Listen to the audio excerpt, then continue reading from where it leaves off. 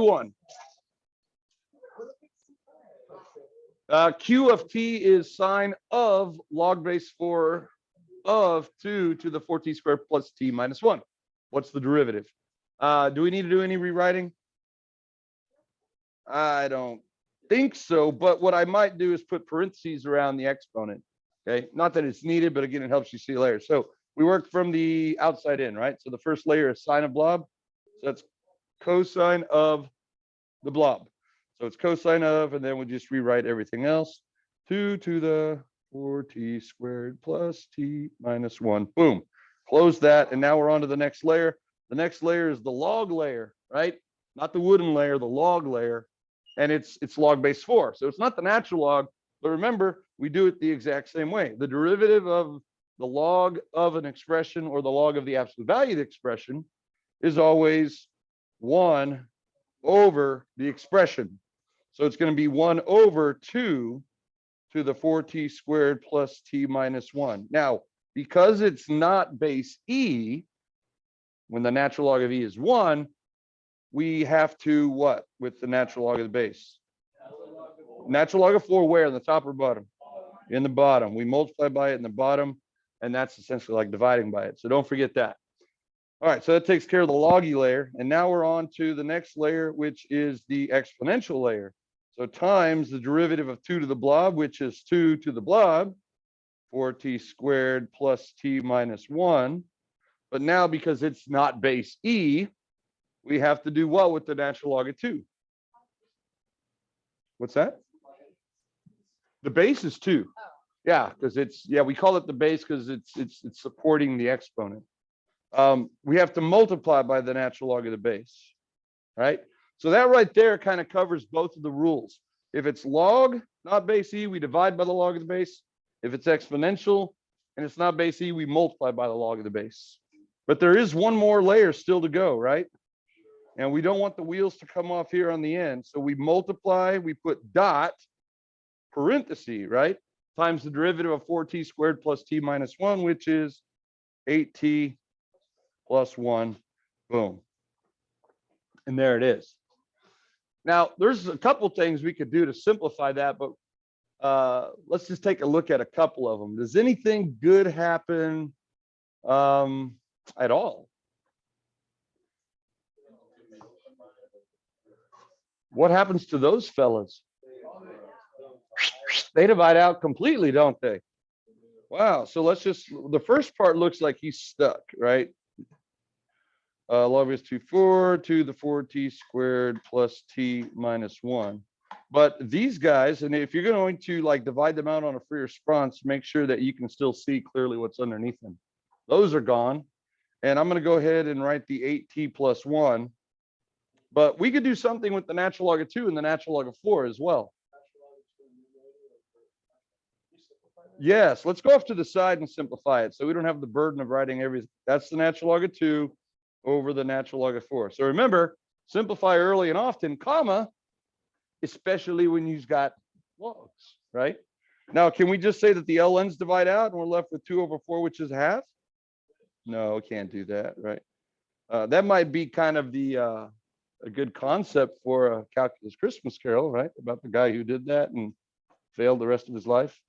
I don't know. That's no, I don't know. We could turn it. Oh, good. Let's use the change of base formula in reverse. Right. Yeah. So we could write this as log base what of 2? 4. Yeah, you could write it as log base 4 of 2. That's great. That's using the change of base formula in reverse. Okay. But what else we could do is this. We can write this as the natural log of 2. And can we write 4 as a power of 2? Yes, that's the natural log of 2 squared, right? And now we can bring, working straight down, now we can bring this 2 out front and call it 2 times the natural log of 2. And what happens with the natural log of 2's now? The whole thing divides out, and we are in fact left with 1/2. So man, that's an interesting verse in that song about how he totally messed up, but his life worked out anyway because he was a product. Yeah. It happens to just be the same thing. Yeah, so it is 1/2. Now, if you do convert it to log base 4 of 2, you can simplify that knowing what logs are, right? We're saying 4 to what power is 2. Remember, that's what a log means. The log is the exponent to which you must raise the base to get your argument. So 4 to what power is 2? Well, we got to take the square root of it, right? So 4 to the 1/2 power. So anyway, that could be a 1/2. And of course, multiplying by a half is the same as dividing by 2. So yeah, you could actually simplify this a little bit using kind of the same idea, but I'm not going to mess with that. I won't poke that bear. Okay. All right. Yeah. So I made that one up. You won't have anything quite that dramatic, but if you could do that one and understand it, then you're in good shape. Would anything change if I did this in the very beginning? I put absolute values there. Would anything below that first line change? No, it wouldn't be the same. Okay. All right. Comments, questions, quips, quotes, concerns? Okay. Now log diff used to be on the AP exam. Used to be. Oh, some other time. I got this, Siri. A long time ago, logarithmic differentiation used to be on the AP exam, but they removed it. I don't know when it was, maybe the 70s or something. But I still like using it because it's pretty cool. Okay. And of course, logarithmic differentiation is a lot of syllables. So once you master it, not before, you can call it log diff by its nickname. Okay. So if you recall, back up, remember f of u? Remember that one over here, part C, f of u? We didn't want to take the derivative right out of the box by doing 1 over the square root of blob times the derivative of blob, right? We said, oh, f of u problem. I'm not doing that. F of u is right. And then we're like, hey, wait a minute. Don't call that guy names. Well, that is his name, actually. But we said, hey, what if we use the properties of logs to help make a molehill out of the mountain, right? Which is what logs are designed to do. We brought the 1/2 out front. That got rid of the chain rule. And then we turned a quotient into a difference, and that got rid of the Hody-High rule, right?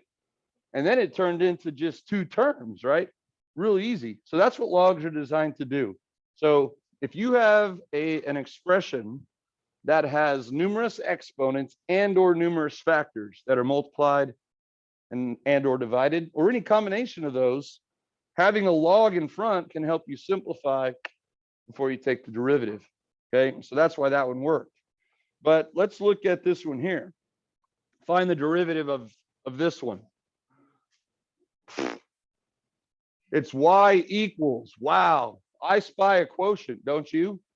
So it's going to be ho, and then d high is going to be a product rule, and a quotient and a chain rule, and then minus high d ho is going to be another product rule. All over ho. No, I don't. That's gross, right?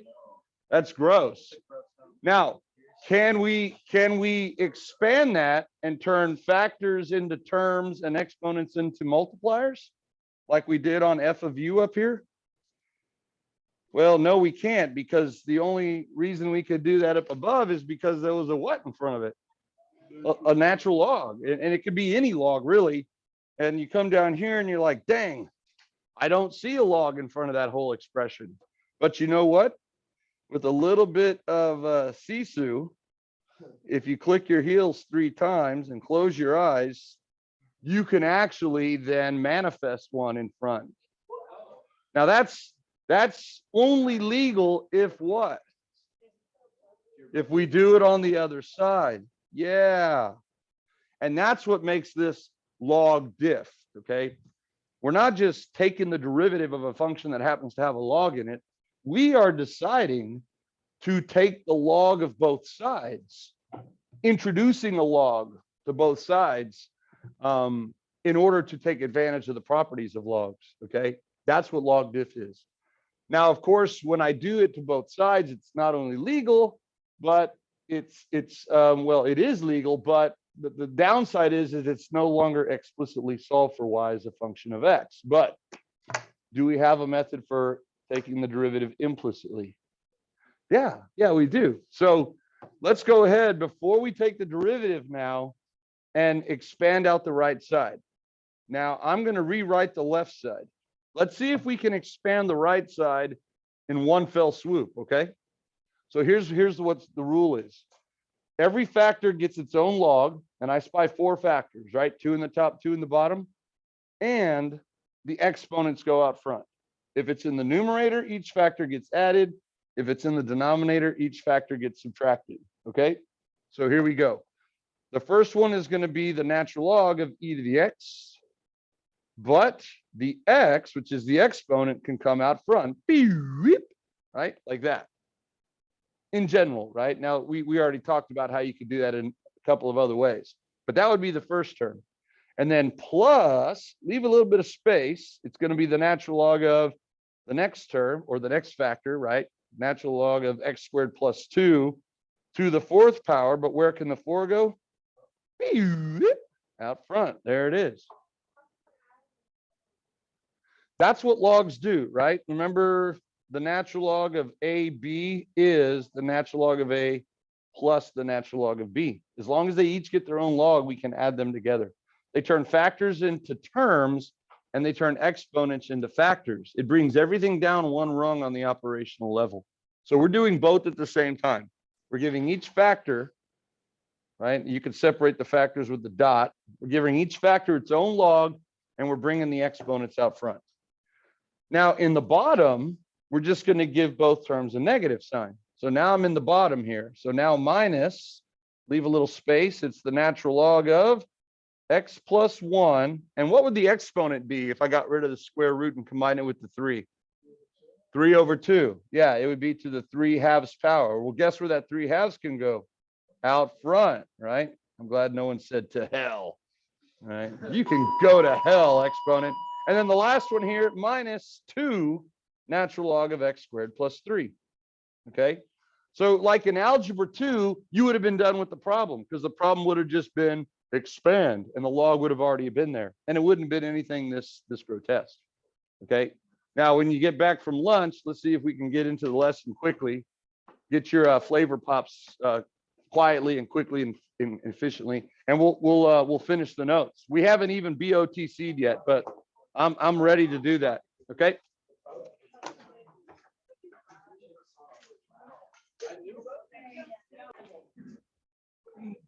Okay, so we've done the algebra, right? Or the pre-calc, we've taken the log of both sides, and we've totally expanded the right side. So we turned something that had 4 factors, which would have been a nightmare double product inside of a quotient. We turned it into 1, 2, 3, 4 simple terms, right? And remember, terms, you could just do one at a time down the line. You can treat them as individual problems. So again, making molehills out of mountains. Now, we do want to simplify one last thing before we proceed, just because it's easier. What do you notice about this first term? Natural log of e is 1, right? So, I mean, you could do that right away. You could just say natural log of e to the x is x. So that first term is just x. And we can kind of scoot that over. All right. Now we're ready to take the derivative, right? Absolutely, they're yours. Jackson and Mason, you're needed for an interview. Right here, right here, right here. There we go. Okay, so because it's not solved for y, we need to show that we're taking the derivative of both sides. So again, we do that with d dx colon, right? All right, so what is the derivative of the left side with respect to x? The derivative of the natural log of y with respect to x. 1 over y, right? 1 over the blob times the chain rule, dy dx. Very good. Yeah. And that's the only y that we had, right? So that should be the only dy dx we have. And now on the right-hand side, everything's in terms of x. So it's a cakewalk, right? The derivative of x is 1. Done with the first term, take a small break, breaks over, move on to the next term. 4 is a constant multiple. It goes along for the ride. So plus 4 times. And now we do have the natural log of blob. So that's going to be 1 over the blob times the derivative of the blob, which is 2x. Done with the second term, quick break, celebrate, whoop, whoop, move on, right? Sure beats doing that double product inside of a quotient. Minus the 3/2 goes along for the ride times the derivative of the natural log of blob is 1 over the blob times the derivative of the blob. But what's the derivative of x plus 1? Just 1. So we don't even need to show that. And then finally, last and certainly least, not necessarily, we don't hurt his feelings, 2 goes along for the ride. So natural log of blob is 1 over the blob. And once again, times the derivative of blob is 2x. Now remember, the last step in any implicit differentiation is actually solving for dy dx. Okay, because these used to make great multiple choice questions, and what you see on the right hand side was always an answer choice, but that's not quite it, right? But it's pretty easy in this case. How do we solve for dy dx? Multiply both sides by y. Now again, be careful with your notation. If you just show that over here but you don't show it on the right, you're going to lose points. So let's just not show it at all. Let's just say, okay, if I multiply the left side by y, it's going to divide out and I'm left with dy dx. And then on the right side, I'm going to have all of that times y. And then all of that, as we go through, we might as well simplify it, huh? Might as well. So the first term is a 1. That looks good. I can combine the 4 and the 2x to call it 8x. Times the 1 in the top, I can call that 8x over x squared plus 2. So there's kind of a nifty version of the second term. The third term, just multiplying straight across, I can say minus 3 over 2 times the quantity x plus 1. I don't think I'll distribute the 2. Remember, we kind of like it factored. And then on that last term, I can multiply the 2 times the 2x to call that minus 4x all over x squared plus 3. Now, technically, you're not incorrect if you leave it like this. But the problem is remember, it was originally explicitly solved for y in terms of x. And right now I have the derivative in terms of x and y. How can we put it back entirely in terms of x? Well, I don't want to do that. That puts me right back. That's like one step forward, one step back. It's a waggle in golf, right? Yeah. It helps you get going, but it doesn't get you anywhere. No, let's replace y with what y is. Do we know what y is? Yeah, what is y? It's that entire original thing. So with notability, it's easy. You can copy, paste, right? And then get rid of the y and replace it with this original ugly dude, right? E to the x times x squared plus 2 to the 4th all over the square root of x plus 1 cubed times x squared plus 3 squared. Okay. And now you're done. So these problems, when you use log diff, and we elected to do this, it wasn't required, but when you do log diff, notice the logs went away. They'll have this look at the end. It'll always be like a sequence of terms, usually more than one term, and then it'll always be times the original thing that you were asked to differentiate. So you can almost spot them on a multiple choice test without even doing the problem. I mean, back in the day when they showed up, right? Several terms and then times the original big ugly thing, right? All right, so that was an optional thing. We didn't have to, but it behooved us to do so. Now, the other example that I show you here is a case where it's actually required. And so this is kind of the real benefit of it, but you won't see these on the BC exam. Okay, what you notice about B is that it's not exponential. It does have a variable in the exponent, but to be exponential, it has to have a numeric base. Okay, it doesn't have a numeric base. It has a variable base as well as a variable exponent. That's some kind of like Aleph function. So whenever you have a function that is a variable raised to a variable power, the only way to take the derivative is by using a technique known as, guess what? Log diff, right? We got to get that variable out of the exponent. Now, because log diff requires taking the derivative of both sides of an equation, this version here is the verb format. We don't have two sides to take the derivative of in the verb format, right? So what we have to do is redefine the problem. Let y, or whatever your favorite variable besides x is, let y equal sine of x to the cosine of x power. And now what I want to find is dy dx. In other words, I turn it into the noun format. Okay, now that it's in a noun format and I have two sides of an equation, I can take the natural log of both sides. So this is the natural log of y equals, and leave a little space in the front here. This is going to be the natural log of sine of x, and it's going to be all to the cosine of x power. But guess where cosine of x can go? Through the front, right there, boom. And again, that's the power of the log. It turned an exponent into a factor. Now we have a product. Can we take the derivative of a product of two functions? Yes, yes. But it's no longer solved for y. Not a big deal. We know how to do it implicitly. So to indicate that we're taking the derivative of both sides, we go ddx colon, and natural log of y becomes 1 over y times the chain rule dy dx. And then don't forget how to do the product rule. I'm going to add parentheses and maybe another set of parentheses. All right. So product rule with two factors, we should have two terms, right?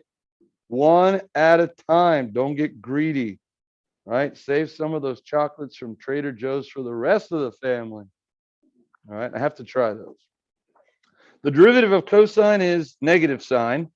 And what do we do with the second factor? Do we take the derivative right here, right now? Do we take the derivative of the second factor right here, right now? Or do we wait? We wait.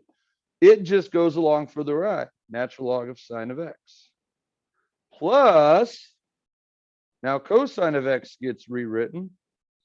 And it's time to take the derivative now of the second factor, which is a natural log. The derivative of natural log of blob is 1 over the blob times the chain rule, the derivative of the blob, which is the derivative of sine, which is cosine.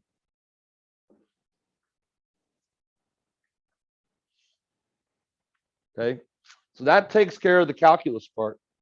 Now, take a look at what the derivative of that last factor was. The derivative of the natural log of sine of x ended up being 1 over sine of x times cosine of x, also known as cosine of x divided by sine of x, also known as not tangent, cotangent.